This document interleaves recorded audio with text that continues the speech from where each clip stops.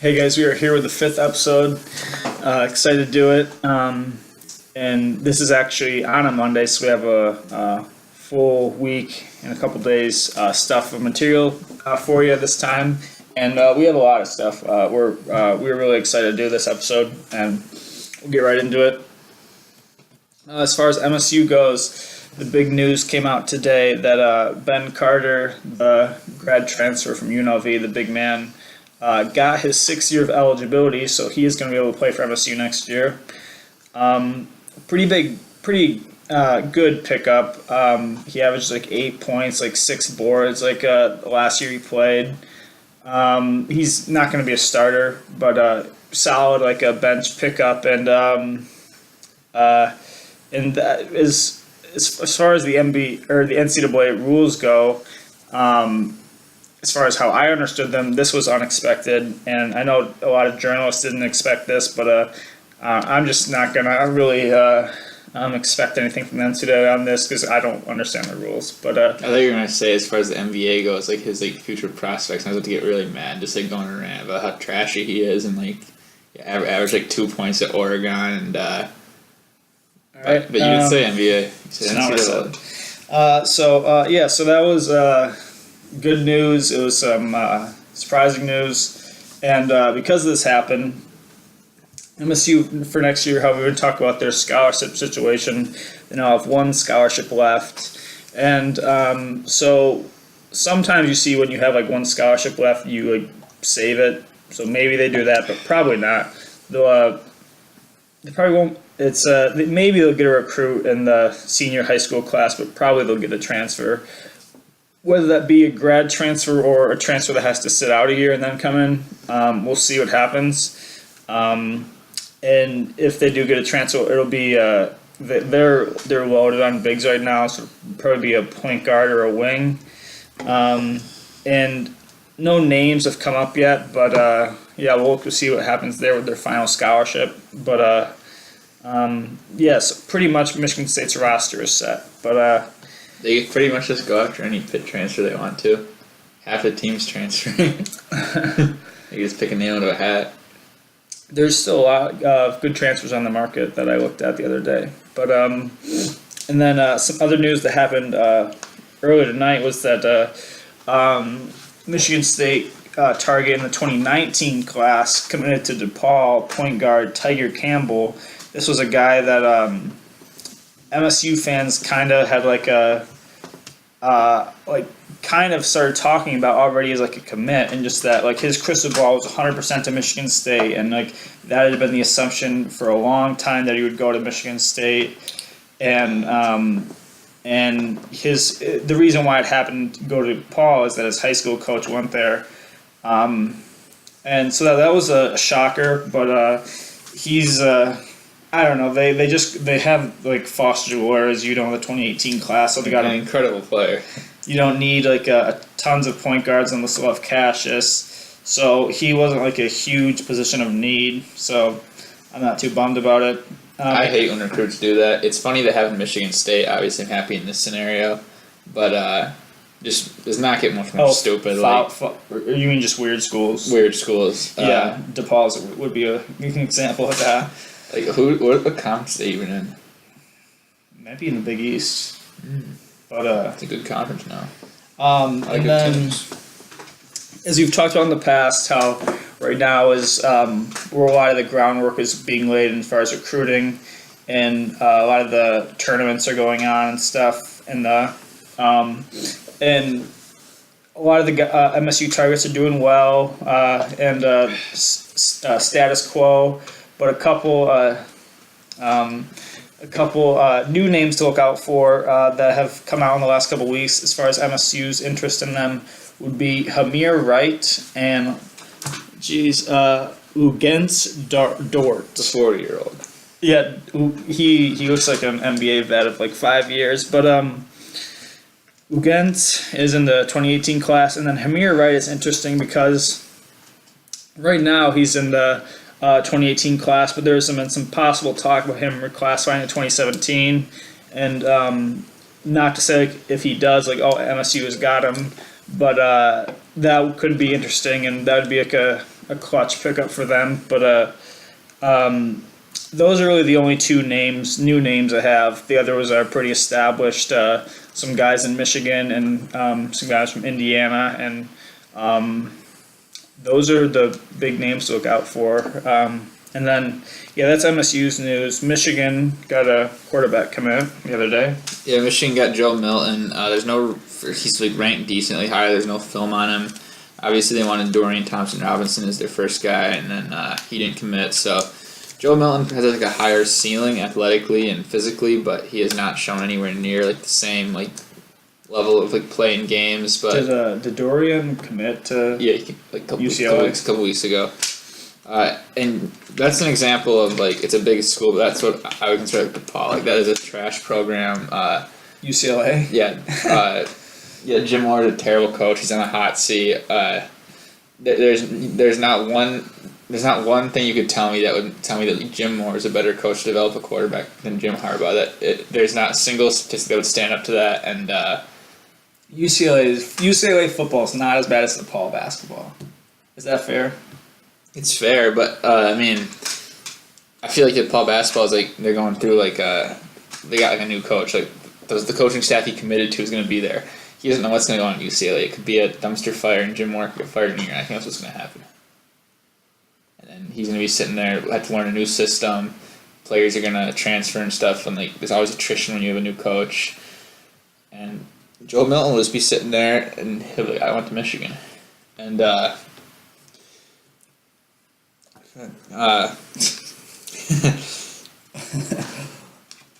Michigan has. I guess that's actually what we had from Michigan. I started reading the Kentucky stuff. DJ Wilson still hasn't made his. I was wondering, it's like 5 freshmen start. That's not true, but yeah, DJ Wilson still. If they did, it would be 5 shitty freshmen. DJ Wilson still hasn't decided what he's gonna do, but he posted kind of a cryptic Instagram picture saying all we have is the memories. So who knows what that means. As far as Kentucky, this came totally out of the blue. They got Kevin Knox. He's a top 10 player in the country. Yeah, top 10, top 15. And one thing I wanted to ask you about is, I don't know if you saw this, but on Kentucky 24/7 today, they did like a ranking of like the biggest surprise commitments under Cal. Mm-hmm. They put like Nerlens Noel up there. Yeah, and it seems like to me that this Kevin Knox would have to be number 1, just because like I think so. Yeah, Kevin Knox. Julius Randle was kind of unexpected. Like Kevin Knox, top 10, top 15 player. He's like a wing. He's tall, but he, like how we were talking about the crystal ball a couple episodes ago. He and it's not always who is leading the crystal ball is the best way to tell where his kid is going. But what are the last couple predictions? And where Jerry Meyer's pick is. The main national guy, but like Kevin Knox literally did not have one pick to Kentucky, a crystal ball.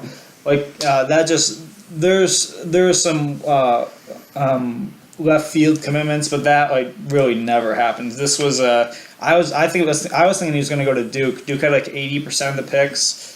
This was very surprising to me and to everyone. I think Duke thought he was going to Duke too. Yeah, and yeah, so that's very cool. Obviously, a lot of players are good friends with each other, so it's kind of like an overplayed thing. But apparently, he's good friends with Mo Bamba. They text like 5 out of the 7 days of the week. So yeah, if like that helped us getting Mo Bamba and like Mo Bamba committed, like I would not be mad with that at all. Yeah, at the end of the day, there's like 1 scholarship left now because they thought that. I think they assumed Kevin Knox would go elsewhere and they get Cam Johnson and put all the chips in the basket for Mo Bamba.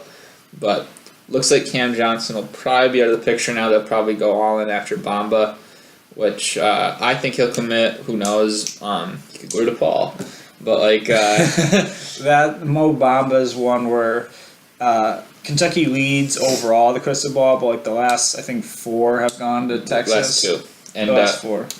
Well, Jerry hasn't changed it, and I'll bet you $50 on air right now. He doesn't go to Texas. I'm not gonna place a bet. I haven't followed his recruitment, as you know. Yeah, but, it was just by the douchey Kentucky haters. Like Ethan Moore, Louisville guy. He literally puts every single Kentucky target at other schools. you can count him out. I mean, one of them was like Andrew Slater. Andrew Slater's terrible. He makes terrible predictions. Yes, he does. So he's one of the national dudes. No, he's not. He's a Duke. He's a Duke no, guy. he's a national dude. He writes for Duke stories all the time. Okay, but he's still a national dude. His connections are in Durham. And Adam Rowe, Duke guy, makes terrible predictions all the time. Mo Bamba is not going to Texas. Okay. Yeah, like I said earlier, I haven't followed his recruitment, so I don't know where he's going. He's going to Kentucky, and it's going to be an incredible team. Yeah, like there's there 13, 12 scholarship players. 13 out of the 13 scholarship players, including Mo Bamba. I mean, the only person who's not going to be a factor is like Ty Wynyard, and who knows, maybe he could be. Sasha, maybe. Maybe Sasha.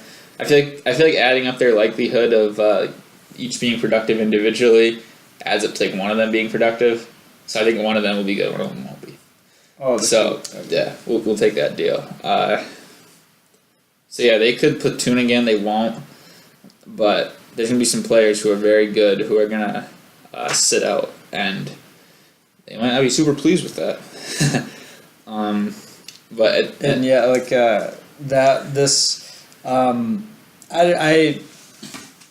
Because Kentucky now, and they may not be done, which is crazy, but right now they have 8 commitments in their 2017 class. Soon to be 9. So it's hard for me to keep track of all of them as a non-Kentucky fan because I don't care a ton. But I don't know if this would still be the case if Diallo goes to the draft. But like if Diallo stays, the very safe assumption is that they're going to start all 5 freshmen, which is very. Even if he doesn't, I don't see who else would be the other shooting guard. I don't like. Yeah, like I said, I can't keep track of Kentucky's roster. It'd be Shai Alexander, Jamal Baker, both who are freshmen. But what I think the starting 5 will be is Quade Green, Hamidou Diallo, Kevin Knox, Mo Bamba, Nick Richards, and that's a crazy good starting lineup. I think that would definitely be the number 1 team in the country. But we'll see. And like one thing, like obviously, I think at this point, especially if they get Mo Bamba, you have to have Kentucky number 1 preseason. But one thing, like it's bottom line is it's a preseason ranking, and obviously no disrespect to Kentucky, but like this past Duke team taught us that like people were like hyping up, I think rightfully so, based on their talent, that this past Duke team was going to be like one of the best teams of college basketball history, or at least recent history, and they made it to the second round just because there was so many like complications, whether it be injuries or whatever. They never got a flow going, and a lot of that had to do with Harry Giles, but that sucks. A lot had to do with Luke. Like you can't. A lot had to do with bad karma. Kentucky, when we have like huge mega teams like that, usually end up being pretty good. That's because Cal knows how to deal with the egos. Coach K no one knows how to deal with Grayson Allen. Why would you bring a cancer like that into your program? Just like such a terrible, terrible human being, and I don't see how like great karma can come your way when like you have him on your team. He's probably working his resume up to be one of the most hated college basketball players. He's working his resume up to like be at the pearly gates on like Judgment Day and be sent to hell. Another small fact about Kentucky, they got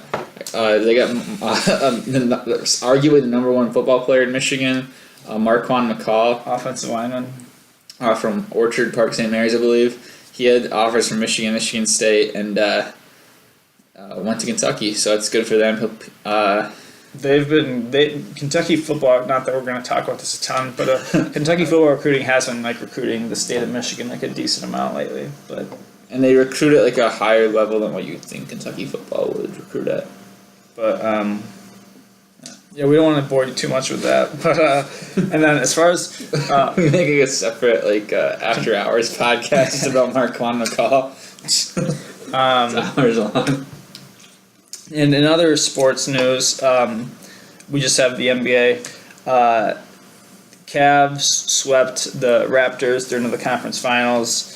The Warriors going to join them probably in the Western Conference Finals. Either right now it's in the third quarter of their game against the who are they playing?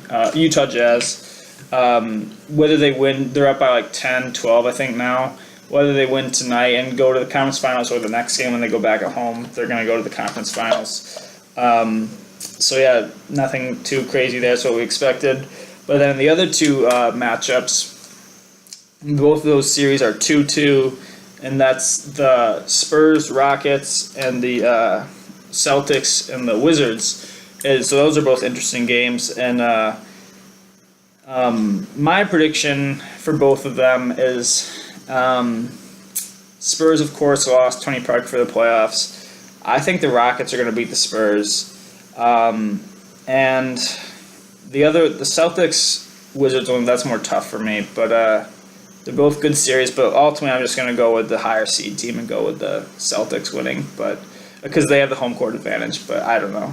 Do you have any? Yeah, I'll go with the Wizards. Bradley Beal and John Wall are just like they're beasting out right now, and home court advantage. That's important though. I mean, that game or the series has been like the Celtics had 2 games. They won both their home games. Wizards won both their home games. So if you continue on that pace, like the Celtics will win in 7 games. But then as far as the Spurs Rockets go. I feel like there's a lot to be said for like championship pedigree and stuff, but I mean Tony Parker's not even playing. I lose track of who's like retired and who's dead on the Spurs. Like is Tim Duncan still alive? Yeah, he's retired though, right? he is. He's to clear all confusion of anyone else out there. Tim Duncan he's alive, but he's not playing anymore. And Manu Ginobili he's dead, alive, dead but still playing. Alive, still playing. Huh. Yeah, I mean, I gotta go with the Rockets though. I feel like championship pedigree is like just a good douche thing to say sometimes. I want to see the Spurs Warriors just because that's been the favorites in the Western Conference the past couple of years, but they never seem to duke it out on the court. Yeah, in the playoffs at least. But I don't know. I think and I love watching Kawhi Leonard, but I think it's going to be the Rockets because they hit a ton of threes, but who knows? And I don't think it really matters. I think either way, the Warriors are going to the finals. But and then that's all I have as far as sports goes. But in other stuff, you started. I'm not in school. I'm working, but I'm not in school yet. But you started an internship in school today. I did start an internship in school today. It was not a super cool day. I had an internship start at like 8 in the morning, and then had to leave that and like miss out on some valuable information. I missed out on like the part where like selling insurance. I missed out on the part where like they talk about the legal ramifications of different things and like who needs to know that? Yeah, and make sure you're not involved in like money laundering or various nefarious activities that like one might find themselves in. But I'm just like, that doesn't apply to me. So I went to class and didn't learn a whole lot, but. Then I had class from 6 to 9 and had a weird teacher. And overall, like the first 6 weeks of the summer are not going to be fun by any means. And it could be right there at the worst summers of my life. Very positive outlook. Yeah. Then one other new just info, general stuff, is that we thought of the idea that just we can't keep drinking that. New Amsterdam every week, and it sucks. Is making a podcast where it's like puking and just puking up blood and dying. Yeah, he's obviously exaggerating, but we did get this new drink, like this whiskey slush with a bunch of other stuff that was my mom's recipe, and that was a lot. It tastes good, and a lot easier to drink, and so that makes the drinking process much more fun. Mm-hmm. And we had some trouble opening up the can opener to get the frozen lemonade and the frozen orange juice. Yeah. We're not good at can openers. No, I just started stabbing it with a knife. I don't think anything was like learned. It's not like if I did it again, like, oh, this is how you use a can opener. I understand the process, but I'm not good at getting the grip. I didn't understand the process. I was using it like flipped it the wrong side, but using it as like scissors. It didn't work. Yeah. And then, the only other info we have to talk about is movie and TV show stuff. And not much to talk about, but I finished watching this one show, Oz. I talked about it in previous episodes. And now I'm starting to watch another old HBO TV show, Entourage. So that should be fun. This one, Entourage, the comedy. And yeah, should be pretty. I've watched like the first season. It's pretty good. And then I'm a huge Game of Thrones fan, and I knew this was gonna happen, but just wasn't confirmed. But now it's officially confirmed. The HBO is, after Game of Thrones is done, HBO is working on now Game of Thrones spin-offs. So that's cool that it's confirmed. I heard they're doing like 10. It's not true, but I heard they're doing like more than one. well, they hired 4 different writing staffs, and I think, What if they make some weird show called like Game of I can't think of the O word, but anyway. Essentially, it's gonna be like the 4 writing staffs like battling for who has control of like the Game of Thrones spin-offs, and like people die. Yeah, and then so I'll just ignore you said that. So yeah, hopefully those are good. They haven't like announced what ones they're officially like greenlighting and which ones or what even they're about. But yeah, hopefully they're good. The creators of Game of Thrones are not going to be behind those, but. Obviously different stories, but and then one last thing is I saw the movie Guardians of the Galaxy 2 Sunday. That was fine. Nothing huge to report there. I'm not a big Marvel fan, so. Did they protect the galaxy? Yeah. Or did they let it? Yeah, they were good Guardians. Let it slip into bad hands. No, they were good Guardians. That's good. But yeah, and that was like the first movie I'd seen like a month and a half or something like that, so that's pretty disappointing. But nothing too notable, I think. Wouldn't rush out to the theater to see it. Is that all we got? That is all we got. That's all we got. Acre, you can. What? Remember what you're like Acre? You can suck my. Oh, okay. Yeah, we won't say that. But yeah. So that was what we got for our 5th episode. We were really excited to film this one because there's a lot of stuff to happen. I don't feel like we did a great job covering it. Like, No, neither do I. I feel like there's some like missing holes. And, no, like I mean like in a funny sense. I agree with that too. I don't think like this was a super. Maybe it is after we watch it, but I don't think this is super funny. So yeah, if you guys keep watching, that'll be great. Just because these don't seem to be like. It seems like since we started, they've just gone like downhill and just got less entertaining. But so yeah, hopefully you were just like slowly gone out from under the table. Like Jesus Christ, dude! I didn't know you were doing this in the show. But yeah, so yeah, probably not a super great episode, but should keep watching. Time to drink the new blood. Maybe if we'll get lucky again and have some cool guest stars and they'll be funny again. So yeah. You have to apologize, really. All right, tune in for the 6th episode next week.